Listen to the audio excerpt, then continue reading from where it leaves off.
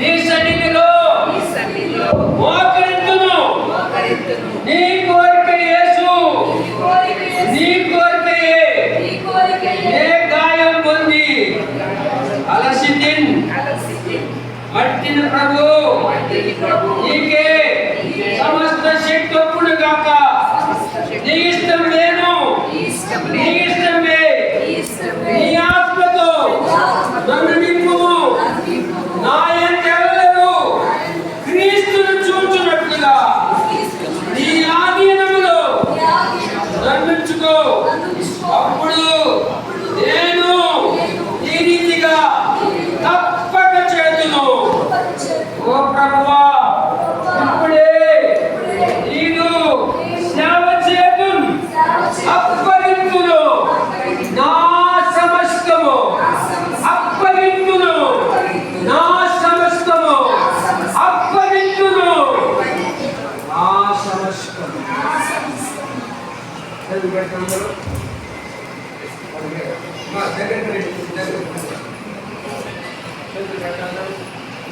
ప్రేమగల కృపగల మా తండ్రి,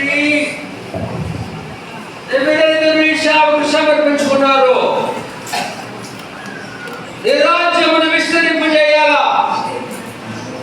మేము రాజులైన యాజక సమూహములు, మానవులకు మీకు మధ్యవర్తులము, రాజులుగా నీ రాజ్యమును విస్తరింపజేయాలా.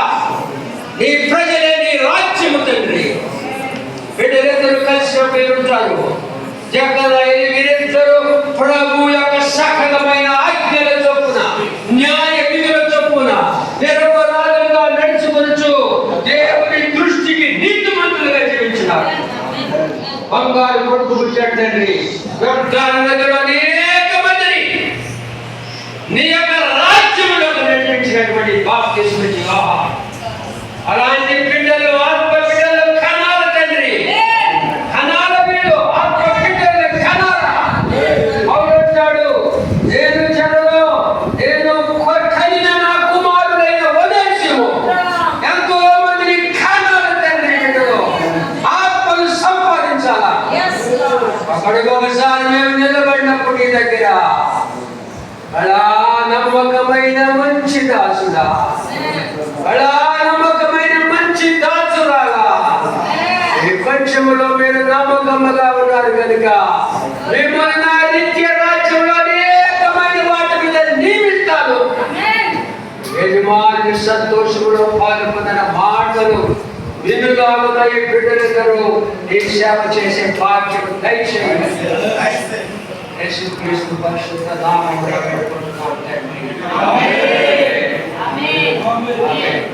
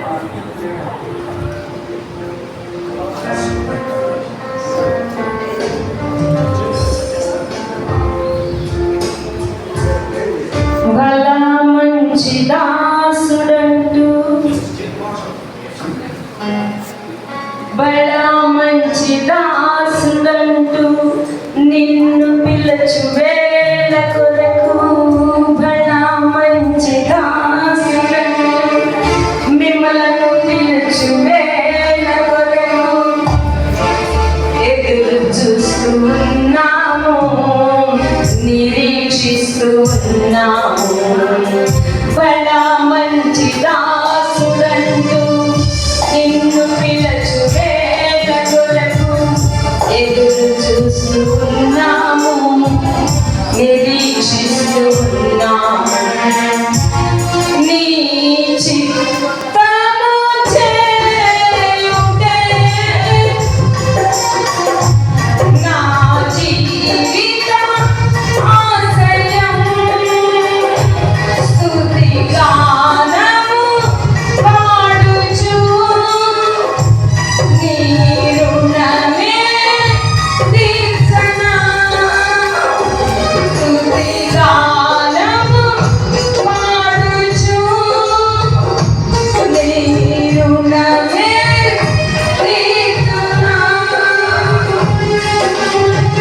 నీకు సాటి ఎవరు రారు లేరు యేసయ్యా.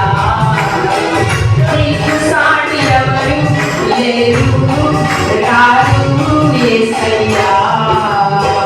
నన్ను చూచినావు, నిన్ను చూస్తున్నాడు. నన్ను చూచినావు, నీలో దాచినావు. ఈ సేవ చేయుటకు మిమ్మల్ని ఎన్నుకున్నాడు. ఆయన సేవ చేయుటకు మిమ్మల్ని ఎన్నుకున్నాడు. నీవే పునరుత్థానుడా, నీవే పరమపూర్ణుడా.